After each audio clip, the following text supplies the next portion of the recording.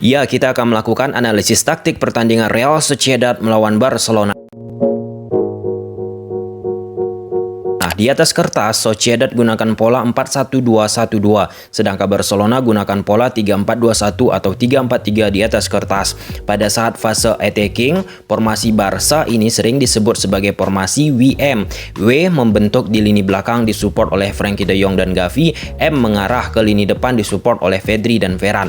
Taktik Xavi ini jelas tertulis di buku berjudul Inverted the Pyramid di chapter 3 dan 5 yang mengindikasikan membentuk huruf W dan M. Mengapa Barca di beberapa momen sering melakukan long ball ke belakang garis defense lawan di match ini? Di buku tersebut tertulis memang itu salah satu tujuan plus counter attack yang cepat dilakukan akibat jumlah pemain banyak di depan dan disupport oleh lini tengah.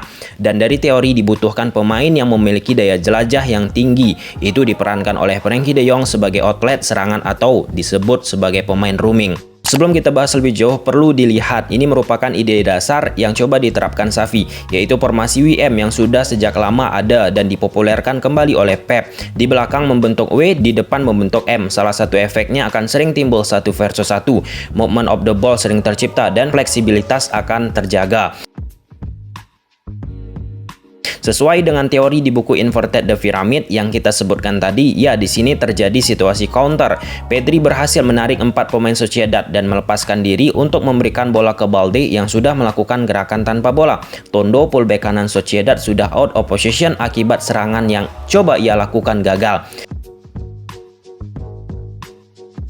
Balde menunggu momentum untuk menarik Jube, center back dari Sociedad, sehingga akan ada space didapatkan oleh Lewandowski. Lini belakang Sociedad sudah mengalami disorganisasi. Jube tertarik ke Balde, Lewandowski bergerak ke ruang kosong yang ditinggalkan Jube. Apresiasi untuk Balde yang di usia muda memiliki kemampuan berpikir kapan mengambil keputusan yang baik untuk memberikan passing. Gol dari counter tercipta bagi Lewandowski.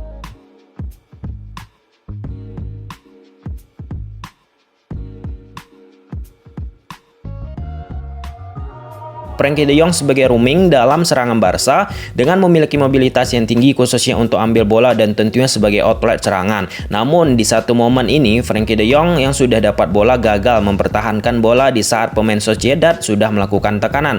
Di samping itu secara teori Xavi ingin menerapkan taktik WM yang benar, namun sayangnya di momen ini kesalahan dilakukan. Lini defense Barca sudah mengalami disorganisasi. Silva dapat bola dan memberikan bola lari ke posisi Isak yang sudah siap mengejar bola. Posisi Araujo pun coba di-cover oleh Frenkie de Jong dan gol tercipta dari percobaan blocking Eric yang tidak membuahkan hasil.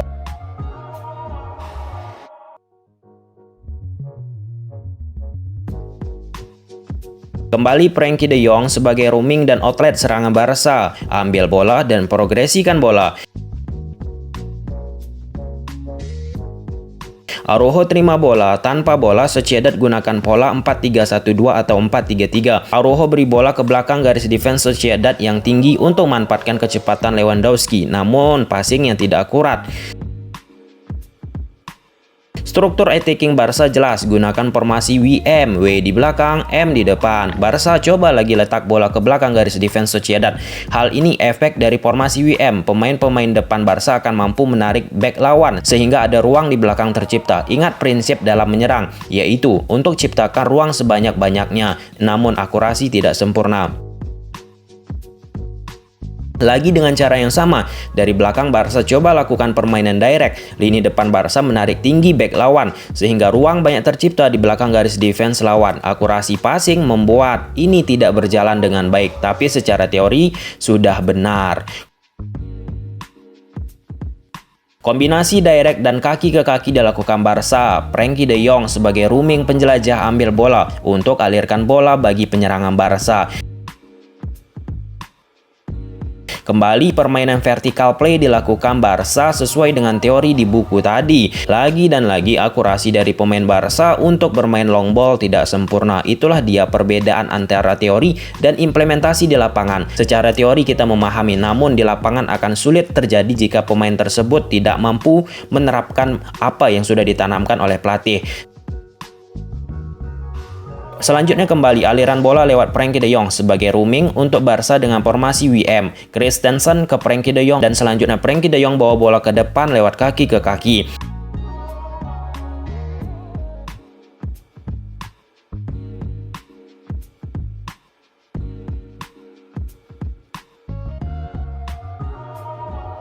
Saat Sociedad kuasai bola, Barca langsung melakukan high pressing. Berdasarkan teori buku Inverting the Pyramid di awal tadi, seperti di grafis ini, pemain Barca mampu menandai satu persatu pemain Sociedad sehingga kiper Sochi sulit jangkau pemain terdekat dari Sociedad dan akhirnya melakukan direct dan directnya pun gagal.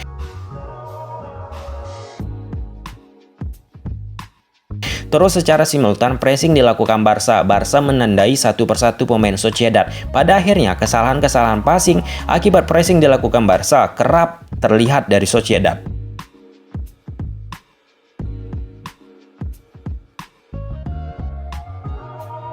Sociedad sadar bahwa Dembele memiliki masalah dari sisi defense. Bola dari kanan Sochi diarahkan dengan cepat ke sisi antara Araujo dan Dembele. Dembele tertinggal, sedangkan Araujo posisinya zonal. Sehingga pada akhirnya tugas Araujo berat, zonal dan plus cover posisi dari Dembele yang telat bantu defense lawan.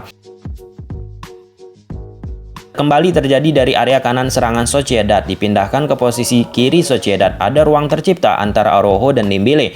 Dembele kembali terlambat track back membantu Araujo sehingga posisi Dembele di cover lagi oleh Araujo. Dengan cara yang sama berulang kali dilakukan Sociedad dan Dembele pun tidak memperbaiki atribut defensia. Ruang tercipta antara Dembele dan Araujo. Ter Stegen kembali menjadi penyelamat.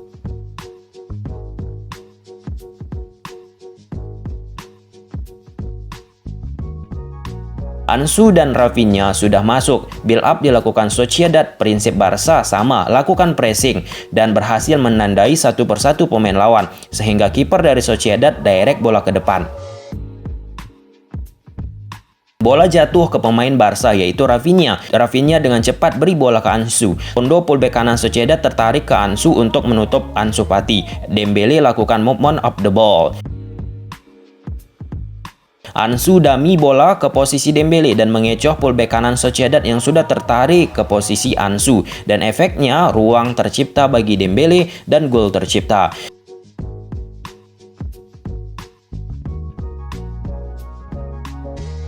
Kembali kontribusi Rafinha dan Ansu di sektor kiri dan bola clearance dari pemain Sociedad jatuh lagi ke Pedri, pemain Barca. Lini belakang Sociedad sudah tidak simetris. Pedri beri bola ke Ansu Fati dan dikecoh lewat dummy Gavi. Lewandowski datang dari luar ke dalam kotak penalti setelah berhasil menarik Norman untuk mengikutinya. Gol lagi dari Barca.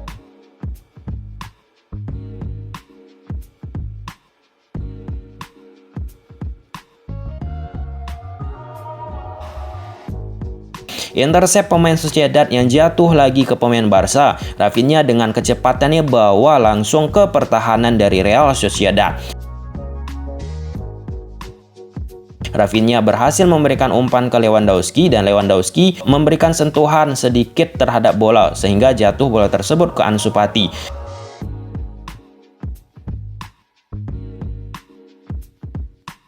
Setelah Barca unggul di menit 70-an sampai akhir pertandingan, struktur set bertahan diubah Barca beberapa momentum. Ada yang 4 back seperti di tweetan ini dan ada juga menjadi 5-4-1. Rafinha digeser turun ke bawah ke sektor kanan lapangan dari Barca. Improvisasi-improvisasi yang unik dilakukan Xavi di match ini sesuai apa yang dilakukan oleh Real Sociedad. Good job Xavi.